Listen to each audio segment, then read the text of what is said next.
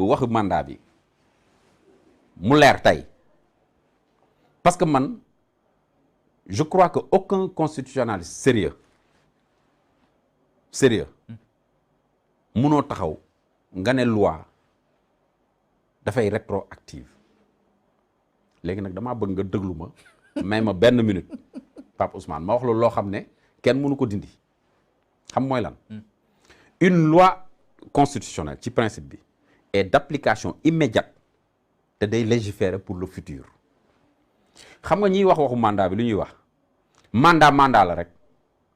on a dit que nul ne peut faire 2 mandats consécutifs mandat moom mandat la du 5 ans du 7 ans du 2 ans c'est pas le plus important ñoom seen argument loolu la mais ñooñu lu ñuy fàtte mooy on a voté une réforme constitutionnelle en 2016 maintenant se pose la question de savoir à partir de quel moment réforme constitutionnelle lay entrer en vigueur da nga wax ci léegi nag foofu la ñu war a yóbbu débat bi ci réforme constitutionnelle bu article 27 boobu ñu réformer nouvelle constitution. Non, c'est pas une nouvelle constitution. Okay. C'est une réforme constitutionnelle. Maintenant, kañ lay entrer en vigueur. Donc, moment bi ñu ko voté nee naa la loi amul tànku ginnaaw tànku kanam la am bu ñu ko voté dans le principe dafay appliquer wu immédiatement jëm dans le futur boo bëggee mu arrière da nga koy bind donc da nga koy loolu la ñuy wax une loi expressément rétroactive maanaam da nga koy arrière loo mais da nga koy wutal app boo ko wutalul app loi bi mënta arrière gis nga jour bi ñu ko voté en 2016 nii lay commencé jëm ca kanam mais du arrière boo bëggee moo arrière da nga koy bind benn rek moo am droit arrière te kenn du ko bind loolu la ñuy wax loi pénale douce parenthèse bu ndaw la loi pénale douce xam nga mooy lan buñ ne ku rey nit 5 ans la ñu voté tey benn loi ñu ne léegi ku rey nit 4 ans la boo fa defee 4 ans 1 minute tu sors da nga wax ji dama ne xam nga ci loi bu njëkk ba lañ la condamné woon dañ laa condamné ci loi bu njëkk ba ne ku rey nit 5 ans la nga nekk prison yow ñu am loi bu ñu voté tey ne léegi ku ñu reyati nit nekkatul 5 ans 4 ans la ka reyoon nit ñu condamné ko pour 5 ans bu defee 4 ans 1 minute il sort de prison tout de suite et maintenant du fa yendu loolu la ñuy wax loi pénale douce boobu rek mooy loi bu am droit arrière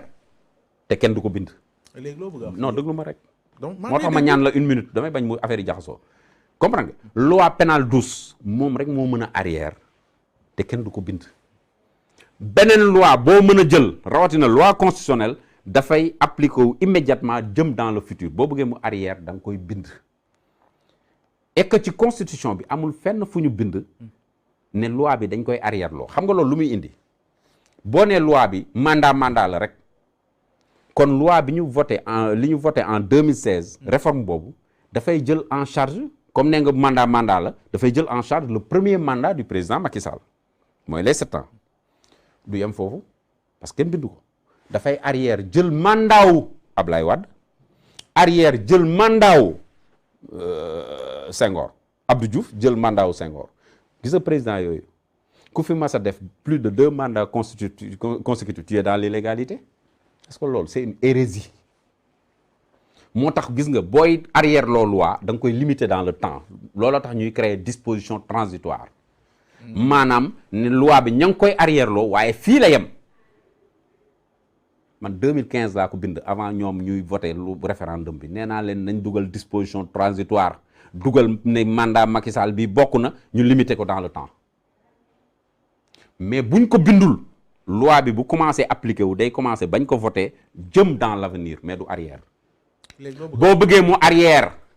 dama koy répéter encore boo bëggee mu arrière da nga koy bind dans une disposition transitoire boo ko bindul dans une disposition transitoire nga ne de manière tacite